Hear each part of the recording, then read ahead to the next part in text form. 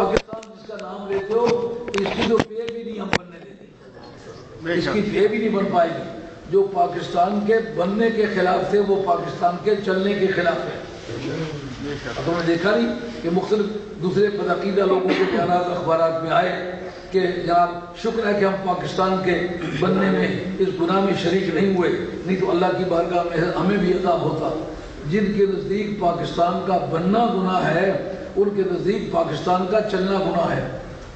ہم نے یہ بات بار بار کہی تھی کہ سنبھلو دوستو، یہ جو عقیدہ ہے یہ اسلامی عقیدہ نہیں ہے۔ آج بتاؤ مسجدوں میں بم مارنا یہ اسی قوم کا کردار ہے۔ آج بھی ایک بچہ بتا رہا تھا کہ آئی شدید میں یہاں ایک آدمی کہتا ہے کہ یہ جو مسجدوں میں بم مار رہے ہیں کوئی حرج نہیں ہے اس میں، اور کس کو مار رہے ہیں؟ کافروں کو مار رہے ہیں اور مسلمانوں کو مار رہے ہیں، اور وہ مقامات مقدسہ میں سے ہیں۔ قرآن مجید نے یہ بات کہی ہے کہ ان الصفا والمروہ من شعائر اللہ، صفا اور مروہ دو پہاڑیاں ہیں کعبہ شریف کے مشرق میں۔ وہ دو پہاڑیاں تھیں، مگر جس تاریخ جناب سیدہ حاجرہ وہاں سے گزری ہیں ان کی قیمت بدلی کہ نہ بدلی۔ وہ نبیہ تو نہیں تھی نا، ولیہ تھی۔ اس سے پتہ چلا ولیوں کے جہاں قدم لگ جائیں وہ اللہ تعالیٰ کی نشانیاں بن جاتی ہیں۔ سبحان اللہ۔ اگر جناب سیدہ حاجرہ ولیہ ہیں اور صفا مروہ سے گزری ہیں، وہ جگہ شاعر اللہ میں سے بنی کہ نہ بنی؟ اس کا مقصد یہ ہے کہ آج اگر کسی کے شاعر اللہ کہنے کی ضرورت ہے، ہم دیکھیں گے کسی اللہ کے پیارے بندے سے اس کا تعلق ہے کہ نہیں۔ جس مسجد میں تم نے بم مارے خدا کی لعنت ہے تم پر، بے گناہ بچوں کو مارا ہے اور بوڑھے بزرگوں کو مارا ہے، علماء کو مارا ہے، مقام مقدس پر مارا ہے، یہ کتنی برائیاں ہیں۔ یہ مسلمان کی تاریخ میں پائی جانی چاہیے۔ اس لیے ہم اپنی گورنمنٹ سے پرزور اپیل کرتے ہیں کہ ان کے ضابطے کے مطابق تحقیق کریں۔ آگے انہوں نے ایک مرتبہ میلاد شریف کے جلوس پر بم برسائے، گولیاں برسائیں، بندے مارے گئے، زخمی ہوئے، جتنے بندے گرفتار ہوئے دوسرے دن بیل آؤٹ ہو کے گھر آ گئے۔ اس کا مطلب یہ ہے کہ پنجاب کی حکومت میں کوئی ایسا بد نصیب آدمی ہے جو بم مارنے والوں کی حوصلہ افزائی کرتا ہے۔ یہ بیلیبل کیس ہی نہیں ہے، قابل ضمانت ہی نہیں ہے۔ جلوس پر برسات کرنا گولیوں کی بغیر کسی مقصد کے، بغیر کسی نشانے کے، بغیر کسی سابقہ عداوت کے مارنا اور بندوں کا مر جانا، یہ بیلیبل کیس ہی نہیں ہے، تو یہ ان کی ضمانت ہوتی رہی ہے۔ تو ایسی حالت میں ہم یہ سمجھنے پر مجبور ہیں کہ اگر اس میں مقامی جو لوکل گورنمنٹ ہے اگر ان میں کوئی ان کے عقیدے کے بندے نہیں ہیں تو پھر دوسرے دن ان کی ضمانت ہو کر گھر کیسے چلے گئے؟ ان کو سزائے واقعی کیوں نہیں دی گئی؟ اس سے ان کی حوصلہ نہیں ہوئی، حوصلہ افزائی نہیں ہوئی کیا؟ کہ آئندہ اگر کوئی اس طرح کا جرم کرے گا تو اس کو کوئی نہیں پوچھے گا؟ ان کی پشت پر ہاتھ ہے، جن کی کوئی آئیڈینٹیفیکیشن نہیں ملتی، شکل تو پتہ چلتی ہے۔ تو طالب علم جن مدرسوں کے ہیں ان کی شکلوں سے اندازہ لگایا جا سکتا ہے۔ اس لیے دوستوں سے کہوں گا یہ طے سے پوچھیں مت منڈوایا کر، یہ بدعقیدہ لوگوں کی نشانی ہے۔ اظہر سیما متحالت، یہ کونے مونے ہونا یہ خارجیوں کے علامات میں سے ضرور۔ اور حضور واجب بغداد شہنشاہ ایران کی کتابوں میں ایک حدیث موجود ہے، لا تخلقوا شواربکم فإن فیہا مسلطہ، تم اپنی مونچھوں کو طے سے مت منڈوایا کرو، اس میں بچہ پن ہے۔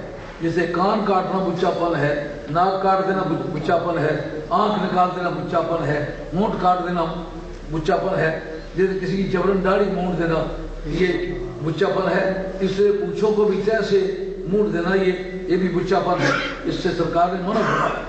جناب حضرت فرماتے ہیں وَلَا تُمَثِّلُوا وَلَوْ كَانَ كَلْبًا عَقُورًا، کہ تم بچہ مت کرو خواہ باولا کتا ہی کیوں نہ ہو، لیکن اس کا بچہ پن نہ کیا کرو۔ تو ان طالب علموں کے اولیوں سے تو پتہ چل سکتا ہے یہ کس مدرسے کے طالب علم ہیں۔ ان مدرسوں پر چھاپے کیوں نہیں مارے جاتے جو اس بارے میں سسپیکٹڈ ہیں، جو بیانوں میں روزانہ عمایت کرتے ہیں، اور سابقہ سرحد کے علاقے میں کسی بدعقیدہ کی مسجد پر حملہ نہیں ہوا، کسی بدعقیدہ مدرسے میں کوئی بم نہیں پھاڑا گیا، جتنے بھی جگہ تباہ کی گئی ہیں وہ اہل سنت والجماعت کے پیران طریقت کی گئی ہیں، اور تمام مسجدیں جو تباہ کی گئی وہ اہل سنت کی تباہ کی گئی ہیں، مشائخ کے آستانے تباہ کیے گئے ہیں اور اہل سنت کے گھر تباہ کیے گئے ہیں۔ اس کا مقصد یہ ون وے ٹریفک چل رہی ہے، اس کا ضامن کون ہوگا؟ اس لیے ہم پرزور اپیل کرتے ہیں پاکستان کی گورنمنٹ سے کہ وہ مہربانی کر کے جس طرح ساتھ کے علاقے میں فوجی کارروائی کی ہے اسی طرح وہ پنجاب میں بھی فوجی کارروائی کریں، اور اگر کوئی ایسا بدنصیب قسم کا حاکم پاکستان پنجاب گورنمنٹ میں موجود ہے جو وہابیت کو اور بدعقیدگی کو فروغ دیتا ہے اس کو سزائے واقعی دیں، اس کو کوئی شریک تسلیم کر کے اس کو پہلے ہٹایا جائے، اس کے بعد اس کے خلاف کیس چلایا جائے۔ نعرہ تکبیر، نعرہ رسالت، نعرہ حیدری، نعرہ غوثیہ، کلمات امام اہل سنت، نواسہ رسول حضور مفکر اسلام۔ ہم لوگ یہ بات بتاتے تھے کہ عقیدے کی برائی جو ہے یہ فکری عبادت کو شکر کرتی ہے، یہ اس کو بکھیرتی ہے۔ تم ایک قوم نہیں رہو گے اگر تمہاری عقیدے جو ہیں وہ سرکار کے بارے میں کھوکھلے ہو گئے۔ وہ بات جو کل ہم کہتے تھے آج وہ ثابت ہو رہی ہے۔ آپ کا کیا خیال ہے، بم کہیں زمین سے کھود کے کہیں نکالے جاتے ہیں یا کہیں بنتے ہیں؟ کتنی قیمتی چیز ہے، ایک بم کتنے کا آتا ہے؟ ایک وہ آدمی جس کے پاس روٹی کھانے کے لیے بم اس کے پاس کہاں آئے، اور پھر جو مرنے کے لیے تیار ہوا اگر اس کو کچھ دیا نہیں۔ آپ کو پتہ ہے چیچا وطنی کے علاقے میں ایک سائیکل والے کو پکڑا گیا تھا، اس سے 3 کروڑ روپیہ نکلا، بیچارہ پنکچر لگانے والا تھا، پنکچر لگانے والے کے پاس 3 کروڑ روپیہ کس طرح آ گیا تھا؟ اس نے بتایا کہ مجھے پیسے دیے گئے ہیں۔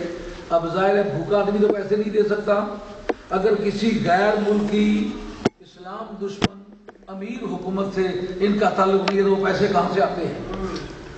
تو کہیں وہ ایسا تو نہیں ہوتا کہ وہی کے ذریعے سے آتے ہوں، کسی سرادبر سے آتے ہوں گے، کسی بینک کے ذریعے سے آتے ہوں گے، کسی چوری کے ذریعے سے بارڈر پاس کرتے ہوں گے۔ تو آپ کے پاس اس کے وسائل کیوں نہیں ہے کہ آپ ان کو چیک کریں یہ پیسے کہاں سے آ رہے ہیں؟ وہ جو بم چلائے جا رہے ہیں اور اسلحہ چلایا جا رہا ہے وہ دیکھیں کہاں کا بنا ہوا ہے، وہ کدھر سے آ رہا ہے۔ آپ اس بات کا نوٹس لیں، اصل میں یہ پاکستان کے خلاف ایک سنگین قسم کی سازش ہے، اس کو ٹاپل کرنا چاہتے ہیں۔ آپ کو اس کا فیصلہ کرنے کے لیے یہ چیک کرنا ہوگا یہ بیک گراؤنڈ ان کی کیا ہے۔ جنہوں نے پاکستان کی حمایت کی تھی پاکستان میں نہ ان کو سروس مل رہی ہے، نہ ان کا بندہ کوئی ممبر بن رہا ہے، نہ ان کے پاس کوئی وزارت آ رہی ہے۔ سارے وہی لوگ جو اسلام کے بننے کی مخالفت کرتے تھے آج کسی سازش کی بنیاد پر ان کو اول صفوں میں جگہ مل رہی ہے، ان کو اختیارات مل رہے ہیں۔ قرآن کی روح سے آپ اس کو پرکھیں یہ کام کیسا ہے۔ قرآن کہتا ہے صفا مروہ جو ہیں یہ اللہ تعالیٰ کی نشانیاں ہیں۔ جناب سیدہ حاجرہ وہاں سے گزری ہے نا، تو کیا اس کے بعد جتنے نبی آئے وہاں اسی طرح دوڑے کے نہیں دوڑے؟ اس کا مطلب شاعر اللہ کی تعظیم کرنا یہ صرف عوام کا کام نہیں، نبیوں تک کی ڈیوٹی ہے۔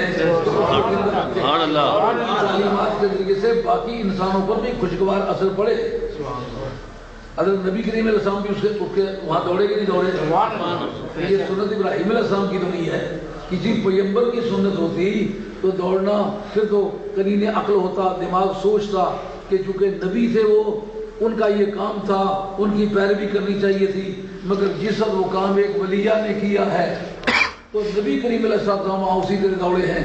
اس کا مطلب یہ ہے کہ ولی کے مشن کو تحفظ دینا یہ نبوت کے منشور کے اندر داخل ہے۔ سبحان اللہ۔ اب صفا مروہ کی قیمت سمجھ آنے لگی کہ نہیں آنے لگی؟ حضرت علامہ فخر الدین رازی تفسیر کبیر کے اندر لکھتے ہیں، آنکھیں کھول کے بات سنو، میں باتیں کر رہا ہوں آپ اونگ رہے ہیں، پتہ نہیں کیا کھا کے آئے ہیں۔ یہ دوپہر کا وقت ہے، بہت اچھی بھی روٹی کھائی ہو تو اس وقت تک ختم ہو جاتی ہے، وہ نہیں کھائیں گے اس کے بعد انہوں کو مناسب ہوگا، وہ عزت بڑی اذیت ہوتی ہے۔ میں ایک ایک آدمی کو چیک کرتا ہوں، جس سے آپ کہتے ہیں وہ جی کرسی سامنے رکھیں کہ آپ نظر آئیں، دراصل بات کرنے والے کا نظر آنا یہ بھی ایک مقصد کی بات ہے۔ آپ دیکھیں موسیٰ علیہ السلام کے سوا کسی پیغمبر نے رب سے یہ نہیں کہا رب ارنی انظر الیک، مولا کریم اپنا آپ دکھا میں تجھے دیکھوں۔ اس کی کیا وجہ ہے؟ 1,24,000 سے کم و بیش انبیاء و مرسلین آئے، ان میں سے کسی نے بھی نہ کہا مولا کریم اپنا آپ مجھے دکھا میں دیکھوں۔ وجہ کیا ہے؟ کہ باتیں سنائی دے رہی ہیں تو اگر باتوں میں مزہ آئے تو پھر دیکھنے کو بھی دل چاہتا ہے۔ یہ وجہ ہے۔